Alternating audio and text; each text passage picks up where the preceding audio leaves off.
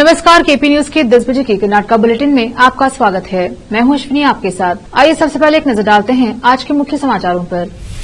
जिला निर्वाचन पदाधिकारी गोविंद रेड्डी ने कहा कि बीदर जिले में चुनाव को लेकर आवश्यक तैयारियां कर ली गई हैं। बीदर दक्षिण क्षेत्र के अमलापुर गांव में आजाद उम्मीदवार चंद्र सिंह का भव्य स्वागत। बेंगलुरु में पीएम मोदी का दूसरे दिन मेगा रोड शो, उमड़ी भीड़। मैंने किसी को धमकी नहीं दी है, कांग्रेस अध्यक्ष खरगे को मारने की साजिश रचने के आरोप पर बीजेपी नेता। चुनावी कर्नाटका में पहली रैली में सोनिया ने सरकार के अंधेरे शासन पर भाजपा की आलोचना की और सत्ता में बैठे लोगों की डकैती की निंदा की।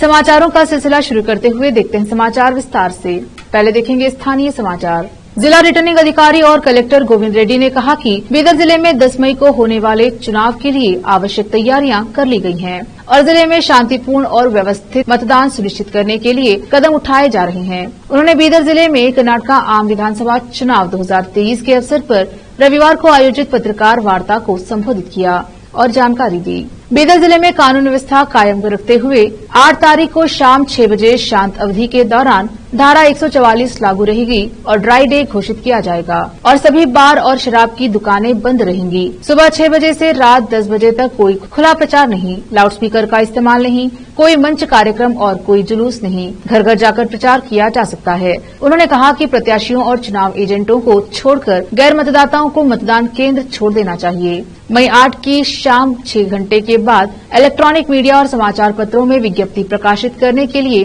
जिला मीडिया समिति MCA से पूर्व अनुमति प्राप्त करनी होगी। चुनाव के दिन केवल उम्मीदवारों और उनके एजेंटों के वाहनों को अनुमति दी जाएगी और पहले से अनुमति प्राप्त वाहनों को अनुमति दी जा सकती है। चेकपोस्ट पहले की तरह काम करेंगी। FST की टीमें जिले में अधिक जागरूकता के साथ काम करेंगी। बीदर जिले में 13,75,169 मतदाता हैं, 1,044 सेवादार हैं। उन्होंने कहा कि डाक मतपत्र से मतदान करने वालों की संख्या 8,590 थी, जिसमें से 6,032 लोगों ने मतदान किया। उन्होंने बताया कि जिले में कुल 1,017, शहरी क्षेत्रों में 220 तथा ग्रामीण क्षेत्रों में 1,286 स्थानों पर 1,506 मतदान केंद्र स्थापित किए गए हैं। उन्होंने कहा कि जिले के प्रत्येक विधानसभा क्षेत्र में 5 गुलाबी मतदान केंद्र हैं और 1 युवा मतदान केंद्र और 1 विशेष उत्साह मतदान केंद्र और बीदर नगर में 2 बिदरी कला मतदान केंद्र होंगे। 6,752 लोगों को चुनाव ड्यूटी लगाई गई है। 1,502 मतदान केंद्रों पर 2,243 VVPAT मशीनें उपलब्ध कराई गई हैं। प्रतिशत मशीनों की कमी नहीं होगी क्योंकि वीवीपैट की 50% मशीनें सरप्लस हैं। जिले के कुल 1,506 मतदान केंद्रों में से 301 क्रिटिकल पोलिंग बूथ हैं। इनमें से 278 मतदान केंद्रों पर अर्धसैनिक बलों की तैनाती की गई है। 950 मतदान केंद्र CCTV और कैमरों से लैस हैं। 124 मतदान केंद्रों पर माइक्रो एडवाइजर तैनात किए जा रहे हैं। उन्होंने कहा कि 128 मतदान केंद्रों पर वीडियोग्राफी की जा रही है। जिले में अब तक कुल जब्त राशि 9,82,36,515 रूपए है। जिले में 67 प्राथमिकी मामले दर्ज किए गए हैं। सुविधा ऐप के माध्यम से 513 आवेदन प्राप्त हुए हैं। उन्होंने कहा कि 323 शिकायतें सिविजिल ऐप के माध्यम से प्राप्त हुई हैं और 352 शिकायतें कंप्लीट मॉनिटरिंग सेल के माध्यम से प्राप्त हुई हैं, जिनमें से 384 का निवारण किया जा चुका है। विशेष संवाददाता की रिपोर्ट।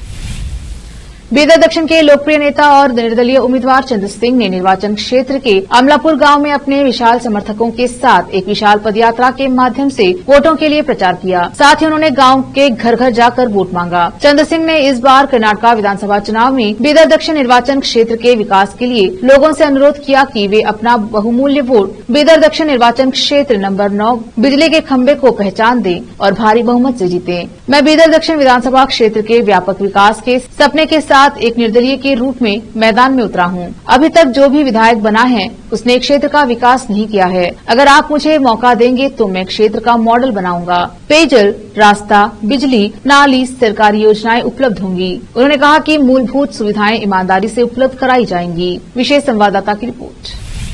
बीदर दक्षिण JDS के उम्मीदवार बंडप्पा खाशमपुर ने बीदर दक्षिण विधानसभा क्षेत्र के निरना, बगदल, बोरला सहित विभिन्न स्थानों पर प्रचार किया। निर्णा, बग्गल और बोरल में प्रचार करने वाले विधायक बंडप्पा खाशमपुर का ग्रामीणों, प्रशंसकों, नेताओं और कार्यकर्ताओं ने माला और तालियां बजाकर जोरदार स्वागत किया। इस अवसर पर गांव का दौरा करने वाले विधायकों ने गांव के मंदिर, दरगाह और गिरजाघरों में जाकर पूजा अर्चना की और महात्मा गांधी की प्रतिमा और फोटो पर माल्यार्पण किया। इस अवसर पर बोलते हुए उन्होंने कहा कि मैंने पहले भी 2 बार मंत्री के रूप में कई सार्वजनिक कार्य किए हैं। जेडीएस पार्टी गरीबों, मजदूरों और किसानों की पार्टी है। इस बार हमने जेडीएस पार्टी के घोषणा पत्र में महत्वपूर्ण परियोजनाओं की घोषणा की है। जेडीएस पार्टी के सत्ता में आते ही हम इन सभी को लागू करने के लिए काम करेंगे। इस बार उन्होंने धर्मनिरपेक्ष जनता दल पार्टी को भारी बहुमत से सत्ता में लाने का अनुरोध किया। विशेष संवाददाता की रिपोर्ट।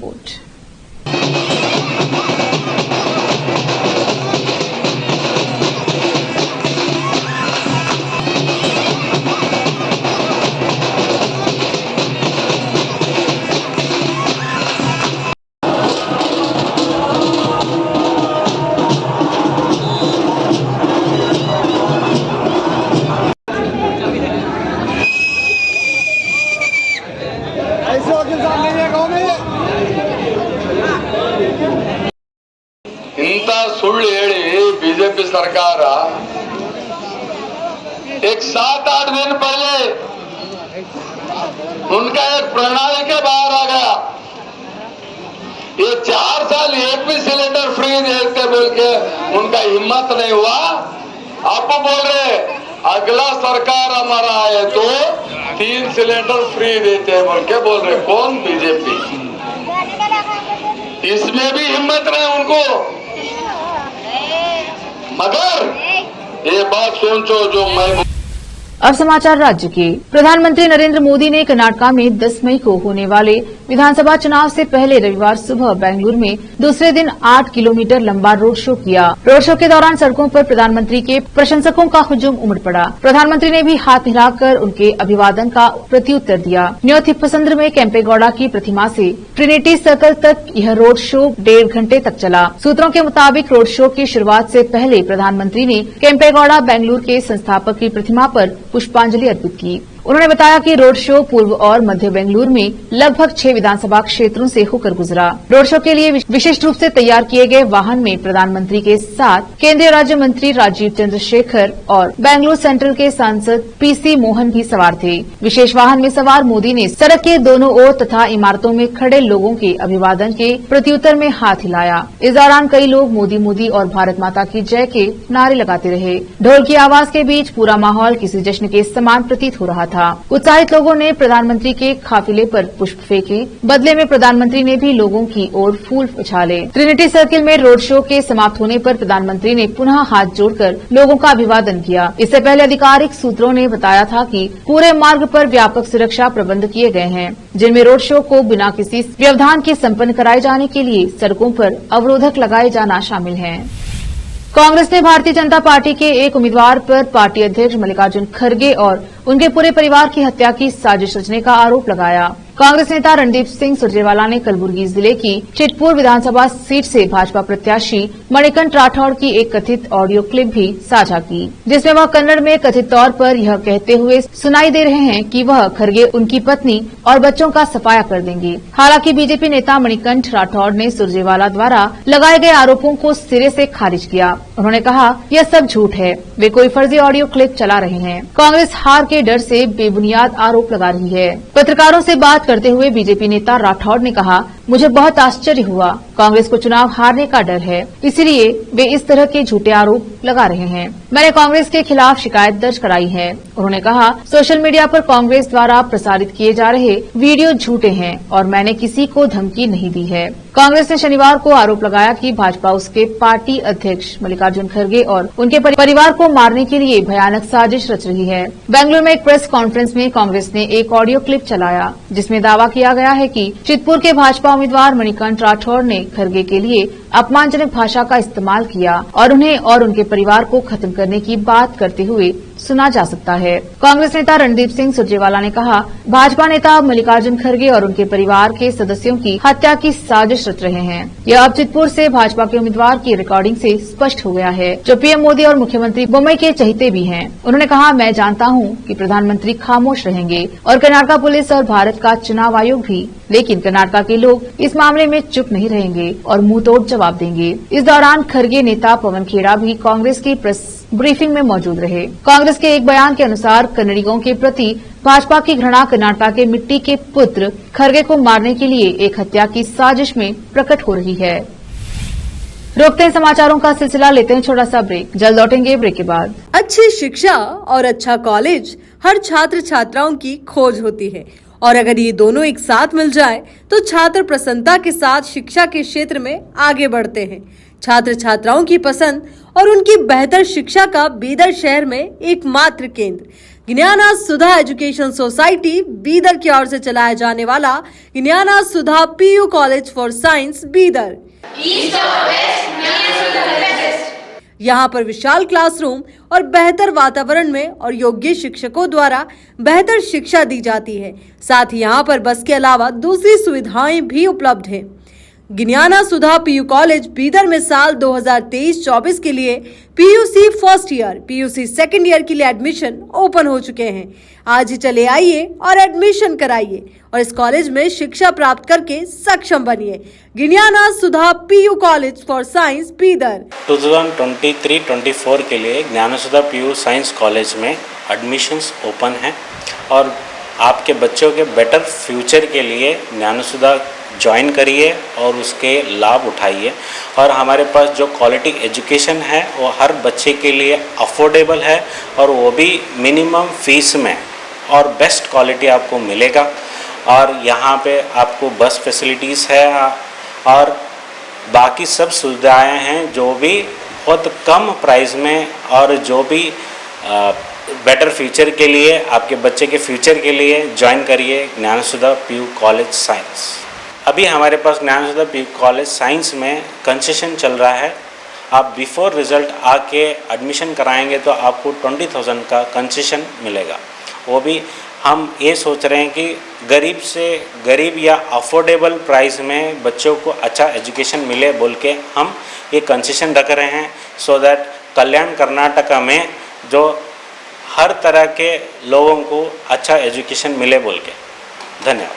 अधिक जानकारी के लिए इन फोन नंबर्स पर संपर्क करें 9019283998, 9019284868। हिंदुस्तान के हर कोने में हम हैं मौजूद। 24 घंटे हालात पर गहरी नजर, खबरों से जुड़े चुपते सवालात और आपको दिखाता है धार्मिक, सामाजिक, राजनीतिक, लोकल और इंटरनेशनल न्यूज की सबसे बेहतर कवरेज जो आपको रखती है हर पल बाखबर। देश और दुनिया भर की खबर के लिए देखते रहें केपी न्यूज 24/7। ब्रेक के बाद स्वागत है आपका, देखते हैं आगे के समाचार। कांग्रेस की वरिष्ठ नेता सोनिया गांधी ने भाजपा पर तीखा हमला करते हुए शनिवार को कहा कि सत्तारूढ़ पार्टी की लूट, झूठ, अहंकार और नफरत से छुटकारा पाए बिना कर्नाटक और देश प्रगति नहीं कर सकते। यहां 2023 के कर्नाटक विधानसभा चुनाव की लड़ाई में पहली बार प्रवेश करते हुए सोनिया ने यह भी कहा कि कुछ महीने पहले उनके बेटे राहुल गांधी के नेतृत्व में भारत जोड़ो यात्रा नफरत फैलाने वालों के खिलाफ थी। यही कारण था कि राहुल गांधी के 4000 किलोमीटर के मार्च में लाखों लोग शामिल हुए। गांधी ने चुनाव राज्य में अपनी पहली सार्वजनिक रैली में कहा, न तो कर्नाटक और न ही भारत भाजपा की लूट, झूठ, अहंकार और नफरत के माहौल से छुटकारा पाए बिना प्रगति कर सकता है। कांग्रेस के पूर्व अध्यक्ष ने कहा, भाजपा सरकार के काले शासन के खिलाफ हमारी आवाज को मजबूत करना सभी की जिम्मेदारी है। मंच पर उनके साथ कांग्रेस अध्यक्ष मल्लिकार्जुन खड़गे, राहुल गांधी और कर्नाटक के पूर्व मुख्यमंत्री जगदीश शेट्टार थे, जिन्होंने हाल ही में टिकट नहीं मिलने पर भाजपा छोड़ दी और पार्टी में शामिल हो गए। पार्टी ने 6 बार के विधायक शेट्टार को हुबली धारवाड़ मध्य निर्वाचन क्षेत्र से मैदान में उतारा है, जहां से उन्होंने 2018 में पिछला विधानसभा चुनाव जीता था। गांधी ने कहा कि लोगों ने देखा है कि इस चुनाव में भाजपा कितनी परेशान है, जिसके कारण उसने सभी तरह के दमन का सहारा लिया है। बीजेपी के खिलाफ रेड कार्ड विज्ञापनों पर चुनाव आयोग ने कर्नाटक कांग्रेस को नोटिस जारी किया। अनुभवजन्य सबूत मांगा। भारत के चुनाव आयोग ईसी ने केपीसीसी अध्यक्ष डीके शिवकुमार को निराधार लेकिन विशिष्ट अखबारों के विज्ञापनों के लिए नोटिस जारी किया है। आयोग ने पार्टी को इसके लिए अनुभवजन्य साक्ष्य देने के लिए 7 मई की शाम 7 बजे तक का समय दिया है। यह नोटिस पार्टी द्वारा कर्नाटक में भाजपा के नेतृत्व वाली सरकार द्वारा नियुक्तियों और तबादलों के लिए कथित दरों के साथ कर्नाटक में राष्ट्रीय और स्थानीय समाचार पत्रों में विज्ञापन प्रकाशित करने के संबंध में है। अपने नोटिस में आयोग ने पाया है कि विज्ञापनों में कांग्रेस द्वारा लगाए गए आरोप सामान्य नहीं बल्कि बहुत विशिष्ट हैं, जिसमें सरकारी मशीनरी के सभी स्तरों पर समझौता करने का आरोप लगाया गया है। यह पूरे प्रशासन को बदनाम करता है, जिसमें अविश्वास की भावना को बढ़ावा देने और बड़े पैमाने पर शासन प्रणाली की वैधता को कम करने की क्षमता है, जो अन्यथा अन्य बातों के साथ साथ चुनाव के सुचारू संचालन के लिए महत्वपूर्ण है। आयोग ने जानना चाहा कि आदर्श आचार संहिता और अन्य प्रासंगिक कानूनी प्रावधानों के उल्लंघन के लिए कांग्रेस के खिलाफ कार्यवाही क्यों नहीं शुरू की जानी चाहिए। आयोग का नोटिस इस संबंध में भाजपा द्वारा 5 मई को दी गई शिकायत पर आधारित है।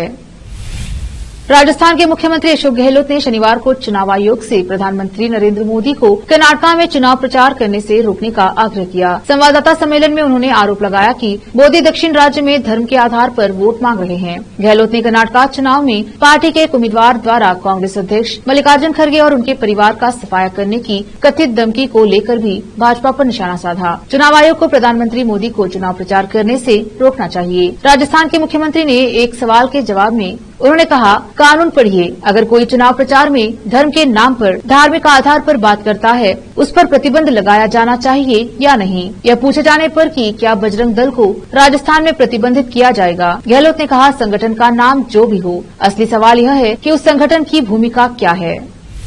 बीजापुर बाबलेश्वर विधानसभा क्षेत्र में कांग्रेस उम्मीदवार एमबी पाटिल के प्रचार के लिए कन्नड़ फिल्म स्टार रम्या क्षेत्र पहुंची और प्रचार सभाओं में भाग लिया। इस दौरान रम्या ने पत्रकारों से बात की। इस मौके पर एमबी पाटिल की पत्नी और पुत्र मौजूद रहे। बीजापुर से सज्जाद फौजदार की रिपोर्ट। ತುಂಬಾ ಬಹಳ ಆತ್ಮೀಯರಾಗಿದ್ದರು ಆ್ಯಂಡ್ ನಾನು ಮಂಡ್ಯ ಕ್ಷೇತ್ರದಲ್ಲಿ ನಿಂತಿರುವಾಗ ಅವರು ನನಗೆ ತುಂಬ ಸಹಾಯ ಮಾಡಿದ್ರು, ತುಂಬ ಬೆಂಬಲ ನೀಡಿದರು ಆ್ಯಂಡ್ ಹಾಗಾಗಿ ನಾನು ಗೆದ್ದ ಮೇಲೆ ಕೂಡ ಅವರು ಪಕ್ಷಕ್ಕೆ ತುಂಬ ಸಹಾಯ ಮಾಡಿದ್ದಾರೆ ಆ್ಯಂಡ್ ಅವರು ಒಬ್ಬ ಒಳ್ಳೆ ರಾಜಕಾರಣಿ ಅಂತಲೇ ಹೇಳ್ಬೋದು. ತುಂಬ ಒಳ್ಳೆ ಕೆಲಸಗಳು ಮಾಡಿದ್ದಾರೆ. ಉದಾಹರಣೆಗೆ ಈ ಜಿಲ್ಲೆಯಲ್ಲೇ ನೀರಿರಲಿಲ್ಲ ಮುಂಚೆ, ಈಗ ಬೋರ್ನಲ್ಲಿ ನೀರು ಬರುತ್ತೆ ಆ್ಯಂಡ್ ಅದರಿಂದ ಎಲ್ಲರೂ ವ್ಯವಸಾಯ ಮಾಡೋಕ್ಕೆ ಶುರು ಮಾಡಿದ್ದಾರೆ. ಕಬ್ಬು, ದ್ರಾಕ್ಷಿ, ಕರ್ನಾಟಕ, ಹಾಗಾಗಿ ಎಲ್ರಿಗೂ ಅನುಕೂಲ ಮಾಡಿಕೊಟ್ಟಿದ್ದಾರೆ. ಆ್ಯಂಡ್ ಅವರು ನನಗಿನ್ನೂ ಜ್ಞಾಪಕ ಇದೆ, ನಾವು ಕಾವೇರಿ ತೀರ್ಪು ಬಂದಿರುವಾಗ ಸುಪ್ರೀಂ ಕೋರ್ಟಲ್ಲಿ ನಾನು ಅಲ್ಲಿ ಹೋಗಿದ್ದೆ. ಆವಾಗ ಎಂ ಬಿ ಪಾಟೀಲ್ ಸಾಹೇಬರು ಬಂದಿದ್ದರು. ಆ್ಯಸ್ ಎ ಮಿನಿಸ್ಟರ್ ಅವ್ರೇನು ಬರಬೇಕಾಗಿರಲಿಲ್ಲ, ಬಟ್ ಅಷ್ಟು ಕನ್ಸರ್ನ್ ಇತ್ತು ಅವ್ರಿಗೆ, ಅವರಲ್ಲಿದ್ದರು. ಸೊ ಐ ಫೀಲ್ ಅಂಥವರು ರಾಜಕೀಯದಲ್ಲಿ ಇರಬೇಕು. ಸೊ ನೀವೆಲ್ಲರೂ ಅವ್ರನ್ನ ಗೆಲ್ಲಿಸಿದ್ರೆ it be very good for Vijayapura and for the Congress party.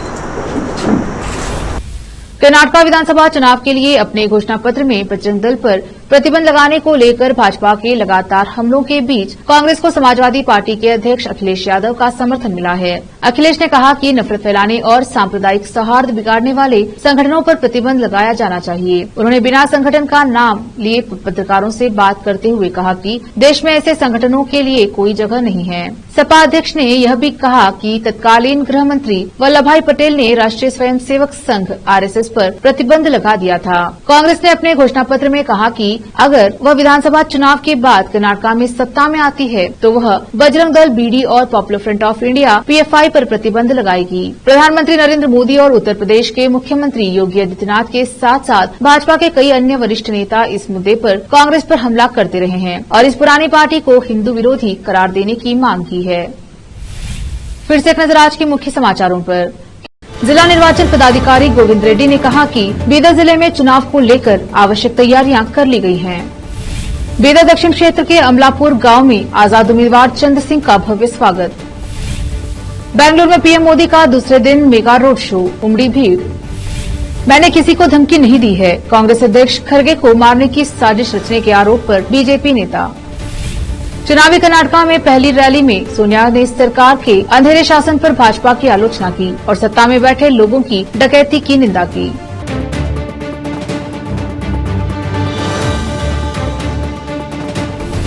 KP news के कर्नाटका के बुलेटिन में आज इतना ही। देखते रहिए केपी न्यूज 24/7। धन्यवाद।